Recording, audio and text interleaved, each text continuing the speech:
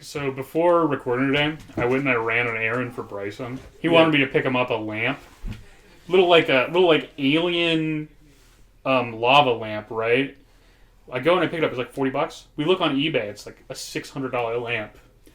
That has nothing to do with the story. I'm in the Goodwill, I'm like walking around, I'm carrying the lamp, I'm just looking at shit. And I hear this like 5-year-old just go, "Oh, ow, my knees!" And then I hear the 5-year-old's mom instantly exasperated go, "Shut up, your knees do not hurt." You're just making fun of his mom. Just absolutely making fun of his mom. But back to that, $600. Is he gonna flip it? I have no idea. Why would he? It's an alien lamp. You gotta keep it. I assume he'll probably just keep it because he looked at it. He starts a tech review channel where he gets all these nice, expensive things, hangs it up, but he's still in the trailer with a broken kitchen and stuff. Yeah, the tiny ass trailer. Yeah. Welcome to Bryson's tech review, and then you can see literally his whole life behind him. All right, Brenton. But for the channel, he puts up a tarp or like mural on one of the walls that makes it look like there's just a hole in the side.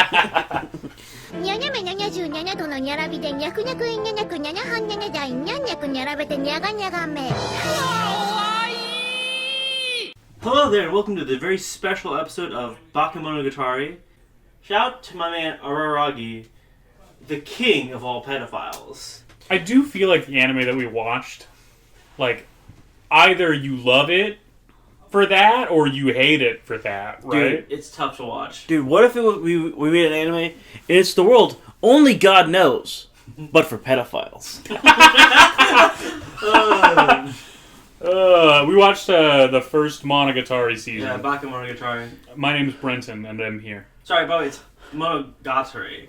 My roommate Philip keeps correcting me on that. It's it's like a Mono Bakemonogatari. And we're joined by Milhouse and Brandy, of course.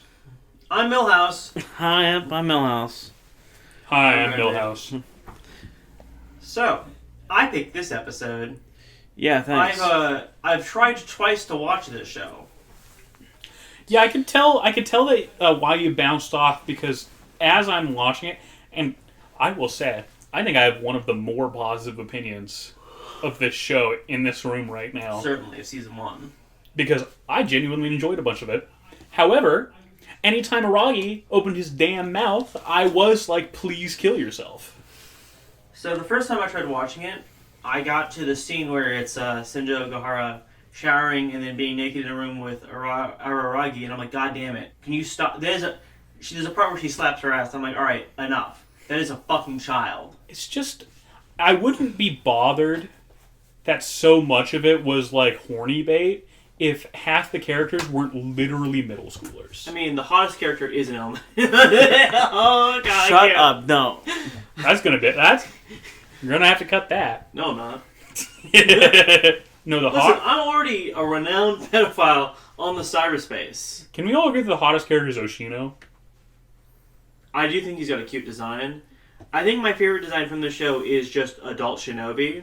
She's a vampire with, like, massive tits. You know what? I know this is a controversial opinion, but I think I like large breasts sometimes. As a trait. I mean, there's only one group of people that don't like large breasts. What do you guys think about all the girls? I really like Senjo Gohara. I think she's a fun main character. Hanakawa, best Or girl. second best character. I hate Hanakawa. Maui, or Mawa, or however you say it. Momoy, or whatever. The snail girl. I think she's fun. Second best character. I think that Carnaburin is fun, even though I like how petty and stupid her reason is. She's got the dumbest reason. Absolutely. The worst reason. I would just say Senjo Gohara and Maui both have really good reasons. Yeah. Well, like, I should probably a basic plot synopsis. Even Sengoku's reason is pretty decent, even though it's not in the 8 that we watched. It's fine, but like, problem is, I do think Senjo Gohara just has the best one. I agree. Yeah. A quick plot synopsis of the first season of Bakemonogatari. Bakemonogatari. So, episode 1 has the main character, a former vampire, though that's kind of like not super shown in season 1. Oh no, they mention it. They mention it, but they don't show it.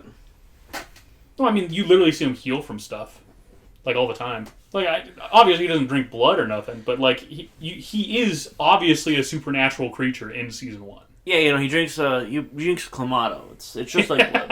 I feel like I'm like not speaking English right here. You're not. You're speaking like a lot of Hijumawaras and. Well, I just don't know how much more vampire he could get beyond like literally. You watched the movie with me. No, I was in the room while the movie was played. I did not pay attention to it. So let me explain now, without interrupting me. So season 1, he's got healing, and like every once in a while, he's kind of vampire-like. But this starts with the second book. The first book, you get to see him be a for real vampire, doing insane fights, recovering within like a Full Metal Alchemist Chimera healing. Yeah, Chimera, I remember the fights. Those were dope. And furthermore, in the first movie, like in the movies, he has the charm, which makes him okay, so that. Because I was gonna say, I thought you saw them with me. No, I watched. The movie was played in the room, and I took my glasses off because. Oh yeah, I forgot you're blind. Because genuinely, as someone who had only watched episodes of Monogatari stuff, I found it a little objectionable.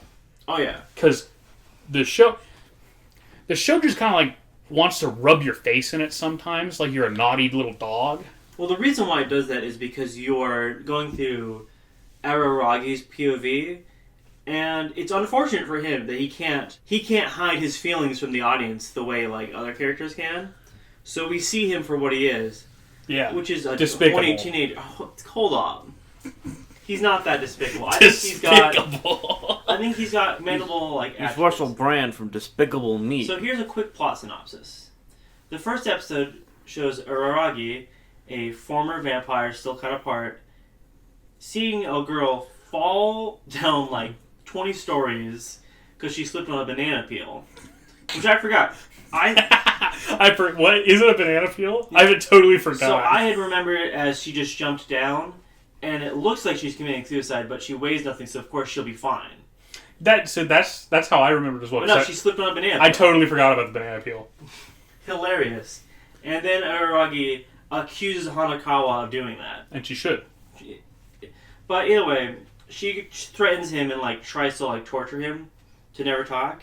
But in that, she sees that he heals super fast, and basically it's like, all right, we'll go check out this thing, where she meets Oshino. Oshino is the person who helped cure Hanakawa and Araragi in the first book. She also gets to see Shinobi, a character who Shinobu, my bad. Who she is directly told, don't worry about her. Yeah, she just no, but what is she though? She just don't worry about her. She just doesn't get to talk for most of the first season, which honestly nice. And then she dude, that episode. We'll talk about it later. She talks a lot in an episode that filtered me from watching the show. But so the second episode goes, and she takes a shower, she's clean, and then she faces the crab god and the emotion god, in which she just discovered that the reason why she has this blessing, because it's not even a curse, it's a blessing, was because she wanted to forget that her mother basically brought a cult leader to rape her. Just like to diverge from the plot synopsis for like a second, this show has really great character writing. Sometimes. So yeah, and that's like some pretty heavy stuff, and she feels guilt about it, which is interesting. We'll talk about that later. But continuing the plot synopsis, after she's cured, she runs into Aragi, who is out at a park, kind of avoiding his household on Mother's Day, in which his sister had a fight with him about and whatever. He's thinking about that while at the park. He sees like a little girl who's lost. Whatever. She runs up to him. They have a conversation where it is revealed that, though we don't see her mind, Aragi is not like in any way proposing or creating these ideas, so it's her perversion. She is just as perverse as him, and only is able to keep up the airs of being different because we don't see her POV. Aragi interacts with this child, gets in a fight, wins the fight. That's important. He definitely does win he knocks the shit out of that child. Very charming. Absolutely. So him and Sengohara agree to help this child find her home, in which they get lost for a while. Eventually they call Oshino, and I want to say Sengohara goes visits him. I don't quite remember. But basically... I think she does, because then she like calls him or whatever. Yeah, they have a conversation, and it's revealed that she can't see it. It's just Araragi who can see it, because it's a snail ghost, whatever, and it's about basically deciding to be lost because you don't want to go home. They help her find what is now gone house of her father or No, mother. It's all mothers across the first season. I gotta forget. Because the child had died trying to go see her mom. The only time it's not mothers is Son Goku. Yeah. Which has got a slightly different weird thing. Yeah. So after that is Kanambra, or whatever her name is. Kaneba? She's a sports girl. I don't know how to an pronounce her name. exhibitionist. And I think one of the funnier characters out of context. Toilet character, throw her away. Toilet character, throw away. I think her reasons and emotions are bad and inferior. But I think that actually adds to hers. Because she's a very immature child girl. But so she's like this crazy sports girl. But she's had a broken arm for a while. And she's like been stalking, following Araragi. Who was like, this is weird. Whatever. Maybe it's my vampire charm. Which gets revealed, I think, in Season 2 or end of Season 1, is gone. So eventually she attacks him. And basically, if he was a human, would have killed him in the train tracks. It's discovered that she's got the monkey's paw. By the way, it's not. The twist is it's not the monkey's paw. Yeah, the twist is it's actually scarier monkey's paw. It's a demon. It's the demon's caw. Caw! But so basically, she's jealous of Aragi, but she doesn't want to outwardly say it and admit it. She wants to believe, these are accidents, misunderstandings. But by the end it's revealed that no, she did want those kids hurt. She did want him dead. It's not fair. By the way, take some damn responsibility for your emotions, Kaneba. She does, but... Kill Aragi, please. She tries. By the way, the reason why I remember why I chose this was I wanted to see that fight scene again, because, dude, that fight scene kicks ass. Yeah, that fight scene does kick ass. It's maybe the coolest I fucking love animation Aragi's in this fighting. game. Then Sengo Aragi obviously shows up and is like, hey, you're going to need to kill me if you want to kill him. It's going to be awesome when you're editing this and you hear yourself say Senjo Gahara in 50 different ways. I know. I'm saying it a different time every way. Sandra Gohara. What sort of anime figurine do you have in your breast pocket, Milhouse? A friend of mine sent me a Is that little... Haman Karn? Yeah, a little plushie for one. It's cute. Well, he It is wanted, cute. On Well, he screen wanted now. to collect all the Scirocco ones for himself. Shirako. Bobby Shirako would have fit perfectly in Monogatari. Yo, you want to talk about ZZ for like literally just 1 second? I don't like the opening. Oh yeah, no, the opening's bad. What? Animation night? Animation night! I was watching the It opening. comes back in the next opening because I've listened to like those openings. Yo, Victory Gundam's opening sucks. What? You don't like stand-ups to the victory? Anime Janai is the only time I've actively skipped a Gundam OP Okay. across 3 Gundams Okay, now. so you don't like it when they have Majamire, No, we can talk about ZZ later, because I love Bashmere. but then they replace them with Rooks? I'm only 3 episodes in. Please stop spoiling. No! So, Well, you said you already watched the opening, so you should have seen this. That's true, they did do that. after that is... This fucking stupid, slutty French girlfriend. Oh yeah. It's a fucking Nadeko Snake. Yeah, I think that's... Son Goku. I think that's post the 8 that we were required, though. Yeah, but I mean, I'll talk about it, because 2 of us have watched it. Yeah, I And watched the person who didn't watch it I watched up to 12. wasn't gonna like you care about this anyways. I can see Milhouse giving me the death glare for making us pick Well, this episode. what's fucked up is the episode that I think Milhouse... I could say, we're gonna review Monkey Jones' books, his school shooting book, The Triflers. Is that really an anime, though? Well, he is an anime reviewer. I'll animate it. Monkey Jones, I'm gonna say something that's probably not a popular opinion amongst this room. We should He's kill a him. faggot and a loser, yeah. I don't know enough about him to actually He's have not funny. any real He's opinion. talentless. He's I guess no talent. Listen, he's a no talent version who's never gotten pussy. Nerd who's never gotten pussy. To quote Germa. I mean, the other I mean, actual who's he thing... gonna compare it to? Like fucking Digibro or Mother's Basement? Mother's Basement I have no issue with, but Digibro just... I think his voice is annoying. His voice is... He's like the... he reminds me of Quinn Reviews. You know, fair enough. I always say Mother's Basement's like second-rate Glass Reflection. They're both Canadian, you know. What's Glass Reflection? He's like a guy we used to watch. He's like the other white guy from Canada. Have you ever seen yourself in a mirror? No, I'm a vampire, remember? Well, then I'm a vampire. Well, then I can't explain it to you. So you know how like so you have like a silver mirror in your house that costs you like $1,000 million? No, I didn't pay for it. You didn't pay for it, but if you would ever come to my house, see the way the mirrors work in my house is I have like a clean piece of steel metal, like a sheet metal, and then I have a piece of glass right up on it. So you could see yourself in that reflection. Not if I pluck my ass out. You're a vampire. I'll grow back. Yeah, but not quick enough. I'll be able to get out there in time. Anyways, Vampire, they only see half their reflection, but it's random body parts. Is that true? I don't know Vampire lore. I'm saying this as a concept. So they see their like beating heart and their floating testicles. I would love for a Vampire, but he only gets his legs. Yeah. Just Vampire, but it's like he's really low resolution. He only has half the polygons. Yeah. That's good. I like that one. After the snake one, which by the way I think is fine. Yeah, best opening of season 1. I don't agree. I think Sengoku is a great character, and I think the conversations with Sengoku are some of my favorite in the season. What's your favorite opening season 1? Hanakawa's. That's crazy, because Hanakawa is a bitch. You keep saying this. Hanakawa is still the best girl. She's the worst. I want her dead. In earnest, I want her dead. Many Twitter mutuals like her too, and many Twitter mutuals are wrong. But like, Sengoku has some great conversations. I just wish that they didn't like bookmark those conversations with like stripping her and ogling at her. Yeah, you wish it was throughout. More consistent. You know, she's nice and young. So, the last episode I watched was 12, which is the end of the broadcast season, because this apparently had funding issues or something. So, 12 episodes got aired on TV, 15 made it to Blu-ray.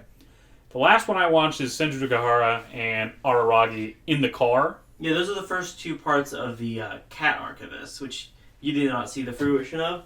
But basically, it's the Hanakawa fucking arc. Yeah, the Hanaka arc. And, like, structure-wise, this first season is almost entirely Araragi meets a woman. The woman presents to him a spiritual problem, and then they go on a quest to fix it. Okay, so, yeah, no. This is where they say it. In episode 15 is where they say it, where it's like, he's like, no, you understand. She doesn't love me. She's just in love with my vampire charm. And the cat girl's like, no, your vampire charm is gone. Okay. So season 2 starts out kind of strong, kind of weak. There's a day of him like visiting, hanging out with people. Kind of painful. But what matters is the second episode of season 2, the entire episode, he's in a bathtub with Shinobu. And they're just talking. That sucks. And that filtered me the second watch. That sucks. I hate this. And I said the second watch, I'm probably not going to watch more until you have us do another episode of this. Oh, I'm not going to talk about this ever again. No, fuck off. You're also done with this? No, I'll watch it on my own time. I won't. But, like, I see no reason to bring this back to podcast discussion because, one, I'm the only one who's going to watch it. I mean, I'll watch, No, you'll get filtered by the bathtub episode. Yeah, after season 2 is the movies, and I do kind of want to watch and talk those, because those are good. But, like, I acknowledge that, and you can definitely tell, because Milhouse has been silent for so much. Literally silent in the corner, like, arms flexed, huffing like a gorilla. He's just been, like, ignoring the podcast, kissing his little horn. No, I've been... By the way, is that black mold? Kind of. Kind of. It's not growing. It's green mold. So it's stuck on... So it's growing and stuck on the duct tape I had there, because I had set up a ghetto blackout curtain, because it was killing my attempts to sleep. I eventually just gave up and started just tying a shirt around my eyes. The way I deal with that is I just scream at the sun until it goes down. Yeah. I'm thinking about moving out and going... I hate to say it, I kind of want to move to like Everett or Marysville. Okay. The rent there is cheaper. Yeah. Yo, dude. Suck to be there, though. Yeah. No, Everett's really nice this time of year. Yeah, but Everett seems like a shitty city to live in. I was at the municipal jail this past weekend, and they gave us all tablets. Okay. Why were you at the municipal jail, Milhouse? Why weren't you? I'm banned. We all know this. You're too good a citizen. Too good a citizen. Good boy award. I volunteered to, like, go to prison. They said, okay, the prison's too empty. If we don't get enough people in the Everett Municipal Jail, the Snohomish Municipal Jail, will have to shut it down. The Milhouse, his hand shot. He was like, me. I'll take this sacrifice for everyone. Please put the boot on my back. Yeah. I was really hungry for leather. Super glued the boot to his neck. So like when they walk, every time. And like we were on our tablets watching Mr. Beast doing the whole Mr. Beast dance. Oh, we should watch the Mr. Beast movie. There's a Mr. Beast movie. Mr. Beast. There's a Mr. Beast. Is Jake Paul in it? No, there's a Mr. I actually don't know. He might. Because I know Jake Paul and a couple YouTubers did an airplane movie. No, we should watch that. That was what, Not 2019, not for the podcast, just in general. No, but Mr. Beast put out a 30-minute animated short film about his pedophile friend, Mr. New York, whatever it's called, in New England. No, it's Mr. Epstein. Chris the Meme God? Some stupid fucking like gas station toy that he sells. He made like a little animated thing for it. I watched like a clip of it today because Rebel Taxi put out like a new video, and I watched like the first 10 minutes. It was a new like animated pilots video, and that got brought up, and I was like, this looks like shit. Speaking about vile content with amazing editing, Rebel Taxi really is the YouTube of Monogatari. Yeah, honestly, absolutely. That is actually a really fair Juice comparison. and Jam is just forever in my brain now. It's Juice and Jam time, yeah. I constantly don't laugh at his jokes, but his editing's so nice. I'm so mad that Nolan and Ken turn out to be horrible fucking people. Are the other people on that Pan Pizza podcast? Not Jim, just Jim. Hey, shout out Jim Gisriel. Genuinely one of the most cool people on the internet. I like that guy. I can't believe he jizzed all over Israel. So what did those other guys do? I think Nolan was like, so he had like a big old basement, and he'd make underage artists draw spiders, like I guess wrapping people in like silk or whatever. Is that real? He did get kicked off the podcast because he commissioned an underage artist to make, I think, a spider fetish wrap thing. I don't think he knew. Wait, I don't understand. What is the fetish there? I don't know. So I guess he really likes Is this soup. like the hypnosis snake from Yes. Jungle Book? I don't remember that. So on DeviantArt, there was this huge thing when, I guess you weren't on DeviantArt at the time, but as a child who didn't know how to look up pornography, I was on DeviantArt in 4th grade, and I just kept seeing the snake things, and I, as a child, didn't get it. I was like, what is... It's just is this because snakes look like penises? It's just hypnosis. People are into that. You don't want to turn... Wait, no, so hypnosis, like a female hypno? But yeah, he commissioned like an underage artist, and like, whatever. It sucks. And then Ken tried having his own podcast, but it was so gay and shitty, he was banned from the internet. Was it just it was bad, or did he also get allegations or something? I don't know. No, the allegations is that the podcast sucked. So he had to delete it. But like Nolan getting like shot from space with a pile bunker because he commissioned that underage artist, that really killed that podcast. Yeah, because he had to replace that podcast done? Yeah, it's been done for years. Oh, so after they lost Nolan, it's been like like you can't replace Nolan. Well, the podcast like died. He tried to bring it back like 2 years later with different hosts, and people did not like those hosts. And now, my opinion of Pan Pizza Podcast is one time Milhouse was visiting my house and he showed it to me. I was like, this is pretty funny. Because he showed me the animation of Zontan. Yeah. Which is great. Ancient fan animation. And he showed me the picture of Go Big or Go Homo. Oh no, my favorite is I want to suck your dick! I want to suck your dick! I liked Jim Gisriel on that thing. Yeah. After like a couple episodes, I was like, oh, this is gay. No, it's just... Why does Milhouse like cartoons so much? Then I went back to watching my favorite podcast at the time, the Stuff Bomb Podcast. Oh, who got scrubbed off the internet because he's a pedophile. I thought you were going to say, what's the Amazing Atheist fucking podcast? The Drunken Peasants. Drunken Peasants? What? Okay. Scotty! So, like, I also would watch it when Milhouse visited, because I thought it was regularly funny. But it wasn't until I was doing Robitussin for 3 months straight that I enjoyed the podcast.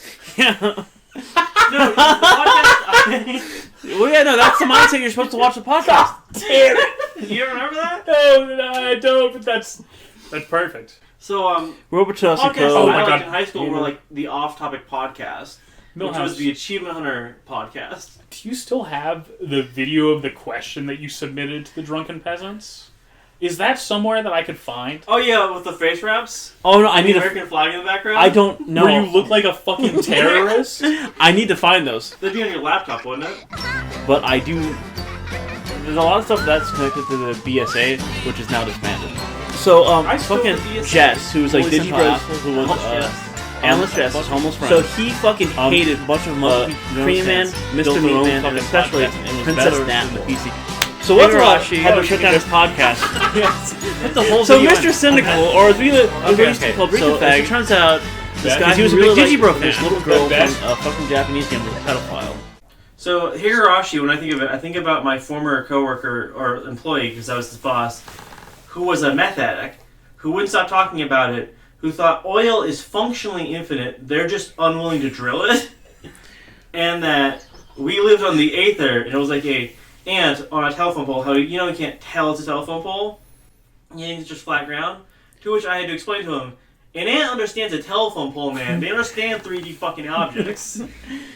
The best video that Milhouse has ever made is "Did you kill him?" Did you kill him? Okay, we have to put that in. Yeah. Yeah, please put "Did you kill him?" in. That is actually And did you kill him too? Did you kill him? Huh? Did you kill him?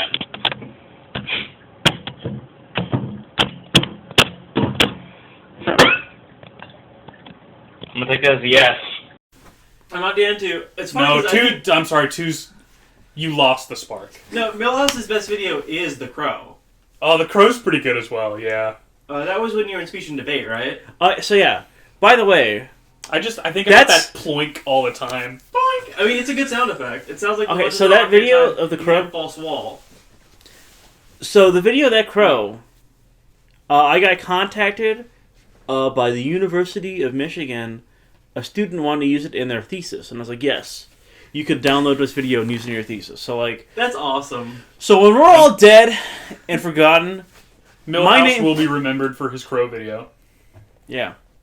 I remember when I was in high school, I made shitty music or whatever, and a college student didn't ask permission and just, because it was public access, just used one of my songs for a project video. Huh. I can find this, actually. No fucking way. I don't really have a ton of other stuff to say about Monogatari. Just, it's a very frustrating watch. The editing is amazing. The character writing is really strong most of the time, except Araragi likes to shove your face in the fact that he's a pervert. Yeah, can we watch 200 more episodes of Alien 9 instead, actually? I was wondering if you would like Alien 9 or this more. more. My old Deviantart. How could I forget? I thought you would like this more because this has substance. Wait, who the fuck follows me on DeviantArt? Barack Yeah. Hussein Obama! Not so loud. Not so loud. Call me Zero. Who the fuck is this? How that X when the zero? We're calling you out, Call Me Zero. Oh, it's from when I was a fan of fucking Plague of Gripes. They followed me from that. Man, Playgraph's is cool. I miss him. Yeah, it's too bad he exploded. It's too bad he's making a video about Jujutsu Kaisens now. Oh yeah, I forgot. Why? So me and Rectum were gonna do a podcast when I was young. Damn it, I can't remember. I'll get it later. But basically, I've got me with a hook hand doing a Nazi salute because it was making you a worse person in the plot. Podcast versus the World, episode 1. Hitler stories. Do you remember what the joke of that episode was? No. It wasn't funny because we were in like freshman year of middle school, but the joke was we kept making up stories about Hitler being a bad roommate. Yeah. Yo, that's good. Dude, I can't believe fucking Hitler. Like, so we were taking a shower. Oh yeah, I forgot I did an Andros. He did. That is Andros. So fucking Hitler would use all the hot water right before I went to go take a bath. He said, "Oh yeah, I'll remember." Zoink. Fucking Hitler, he keeps drinking all my milk. Alright, I think my favorite joke in that podcast was the joke I made of Hitler never pays rent on time. Because I was just stealing the bit from the Super Best Friends where the devil doesn't pay his rent. Or the devil doesn't pay much rent. You know, it's funny that we recorded that as like a first episode. The first episode of Eight Eyes is every movie has a Hitler. Do you remember the podcasts we tried before that in 8th grade for sure? So that was a 10th grade, I think, or 9th grade. 8th grade one was Making You a Worse Person, the podcast, where we tried to record it over Skype. Oh no, I do remember that one. That one was bad. Oh That my one god, was Alex was bad. a part of that too. I have those files somewhere. Alex has it on his ancient, like, lost in space He computer. lost his Mr. Toast picture. Sad. Sad. He lost the The Mr. Toast picture. maybe gone. toast, but at least I'm not fuck. Yeah. So Bakemonogatari. Yeah. You want to do your analysis first, or should I? Well, so the first season's all about moms, right? Like, Mai always looking for her mom. Senjo Gahara, mom issues. Araragi talks about not having a good relationship with his parents, in specific his mom. Hanakawa, it's more both parents, but it's sort of mom centered. Kaneba gets the monkey's paw from her mom. Sengoku's there. So I started writing some like analysis for this, like to have like actual thoughts, and then the anime actually made me so mad that I stopped. Because I was whipped back and forth between really enjoying it, like being entranced by the dialogue and editing and the lovely animation, and then Araragi would like talk and he would say something that is awful or get an over the pants hand job in front of Senjo Gahara's father, and I would go, I hate this. I hate this so much. I do like that later she admits to having an Electra complex. That's cool. So, my analysis is more about the romance and similarities between Araragi and Senjo Gahara. Despite outward appearances, Araragi and Senjo Gahara are birds of a feather. We see more of Araragi's mind. God fucking damn. I understand why Moy fucks it up so much. Araragi's mind. And so his perverse nature is more obvious. Yet in the third episode, we see a glimpse of how Senjo Gahara is similarly filthy-minded. Her issues with her mother are more front and center, and yet we can see Araragi's hesitation to spend Mother's Day with his mother in the third and fourth episode. Araragi is unfortunate that he is unable to hide his intentions and thoughts from the audience, and so it's harder to see the positive qualities he has in comparison to other characters. In spite of that, you understand why Senjo Gahara falls in love with Araragi. Oh yeah, Despite his he is a character genuinely flaws. like noble, nice guy who goes out of his way to do good things for people. He's just also an incorrigible pervert. He's a teenager with like his hormones going wild. He's way worse than some teenagers. Brenton, do we need to remind you what you did when you were 7 years old? Dude, that was a family. You broke it apart. I'm just saying. His wife couldn't feel his dick ever again. I'm just saying. The first Hanakawa arc episode where it just focuses on the bloomers and swimsuit that he is going to go return for Sengoku, and every other cut is just, let's look at the bloomers and swimsuit. Yeah. That's not just Araragi. Some of that is the show being like, look at this. I mean, yeah, of course. But this show is difficult to watch. But I wholeheartedly support and enjoy the romance between Araragi and Sengo Gahara, along with the complex, like, interpersonal relationships between him and Hanako, Kabarin, and Sengoku. One of the best arc that I'm aware of, which I didn't get to, I just watched because Alex watched the whole series in the living room, is there's an arc where Sengoku's like the main antagonist, and it's great. Yeah, I'm interested to seeing more, but like, I will not subject the podcast to this. I give it a reluctant 2 thumbs up. I give Bakemonogatari a 4 out of 10.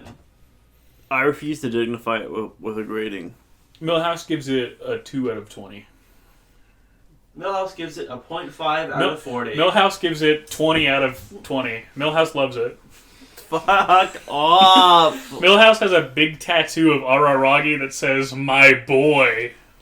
So originally we were going to record this yesterday, Yeah, I had a fucked up migraine though. but this kind of fucked up my plans because I was going to go to Lake Meridian today. Oh yeah?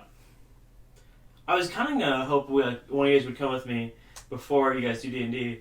and just start day drinking at Lake Meridian. No, I got D&D to do. You guys been to Lake Meridian lately? Yeah, it's a No, nice I place. mostly go to Lake Ketchup. Lake Ketchup. It's right by Lake McMurray. Have you gone to the Twin Peaks, like, North Bend town? Yeah. And seen the mountain? Yeah. There's supposed to be a guy there, but I can't see it. Like in the mountain phase? Yeah. No, in town. Because I love the idea that you drive into North I Bend just see women. and you're just like, where is he? Yeah. Where is he? I've got to find him. Yeah, I go to Twin Peaks and like all of a sudden they make me leave when I don't tip the waitresses. What the fuck's up with that? I go to Twin Peaks and I go, what is this? Hooters? You know Trotsky? Yeah. I love the story of him going, I'm not going to tip these waitresses so that way they rebel against their boss. But instead they just pour hot coffee on them. Oh, no. Okay. Better Trotsky story. So a little kid's cold, so his mom puts a coat over his young pioneer's scarf. He says, "What are you doing? What are you doing, kid? That's not very revolutionary." And Stalin has to pull him off the kid. Fun Trotsky story. He goes to Hooters and he orders 18 piece of wings, and then he looks at all the big boobies and he goes, "Wow!" Listen, I'm not like a pro at betraying what my like teacher and mentors wanted me to do because I never followed what they wanted in the first place. But I think if I wanted to learn, Trotsky's the way to go. Okay, Is Trotsky? Who's a shittier follow to Lenin, Trotsky or Stalin?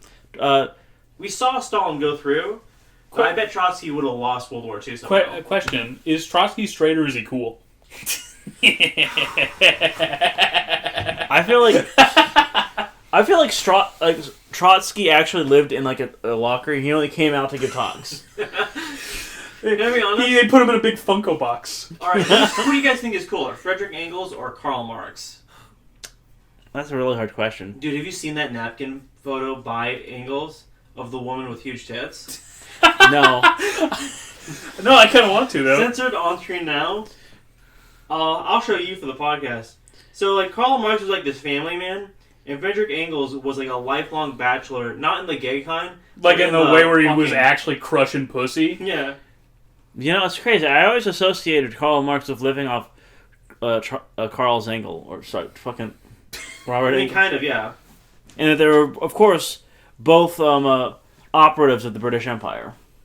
We were talking about one of Brandy's cousins earlier, and Brandy mentioned that they were living with like their girlfriend right now, their new girlfriend. Yeah, that's my younger brother. I couldn't remember.